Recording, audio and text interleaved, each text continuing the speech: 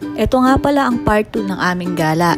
Pagkatapos namin sa Palm Ridge, sumunod naman naming pinuntahan ang Lake Palm de la Mar. Bali, pag pumasok ka dito, kung kaya pa ng time mo, 4 na tourist spot na agad ang mapupuntahan mo dahil andito din ang George Point, The Grassy Farm at Dino Park.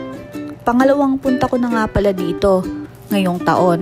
January 2023 last na pumunta kami dito kaso with friends. Tapos, ang naisama ko lang is si Blue. Ayan yung mga kuha namin ni Blue nung unang punta namin. Di ko kasi kayang alagaan sila ng sabay sa galaan kaya si Blue lang ang naisama ko. Nagbago na din ang entrance nila. Dati kasi sa left side ang entrance tapos wala pa yung malaking gate na yon. Saka nakatiming kami nung unang punta namin. Wala kaming naging entrance kaya yung nakaredy namin pang entrance noon, pinang Jollibee na lang namin pa uwi. Doon na kami nag-dinner ng mga kaibigan namin pero ngayon wala nang lusot. May pintuan na sila. Bali, 100 ang entrance fee dito ng mga adult at may less 20% naman ang senior at sa bata naman above 3 years old 50 pesos. Tapos yung parking pala may bayad din na 50 pesos pag 4 wheels pagka day tour kayo. Tapos 20 pesos naman pag motorcycle at 100 naman pag overnight. Makikita nyo din dito ang Pantabangan Lake. Talagang halos lahat ng mga tourist destination dito sinadya na pumaikot sa lake para may maganda silang view.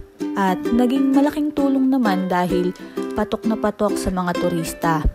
Halos hindi nga nawawalan ng tao dito. Araw-araw ang daming pumupunta.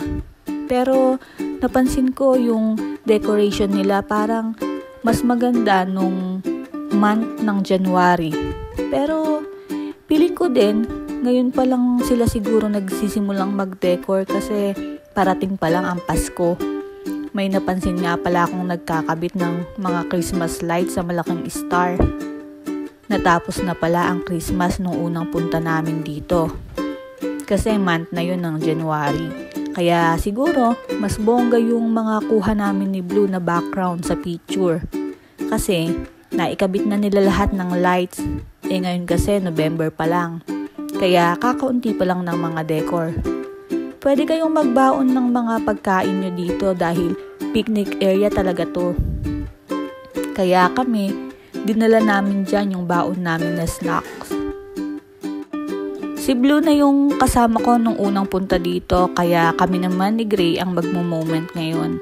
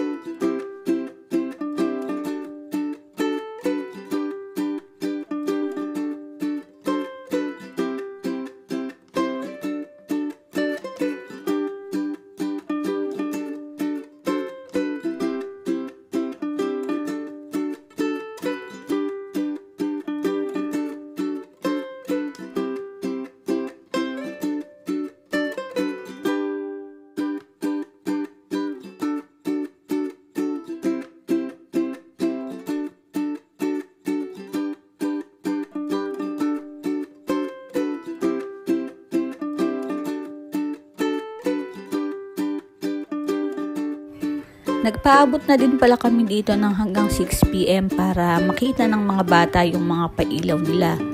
At meron nga din pala silang mga cabin kaya lang hindi ko na nakuha yung rate. Tapos sa taas naman ng farm sa may pool, meron silang restaurant. Kung wala kayong baon, pwedeng doon na lang kayong mag-snack or dinner. Nasi-search naman sila through FB kaya kung interested kayong mag-overnight, chat nyo na lang sila sa Facebook nila. Type nyo lang Lake Palm de la Mar.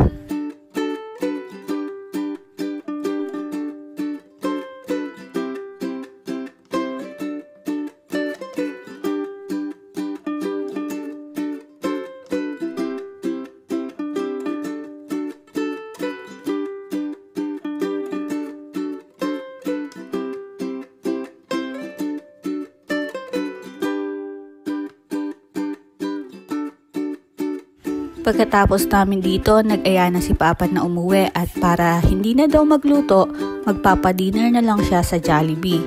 Kaya doon na kami nag-dinner at pagkatapos nun, umuwi na kami. Gabi na nga nung nakauwi kami. Yun lang naman. Salamat uli sa time. Bye for now.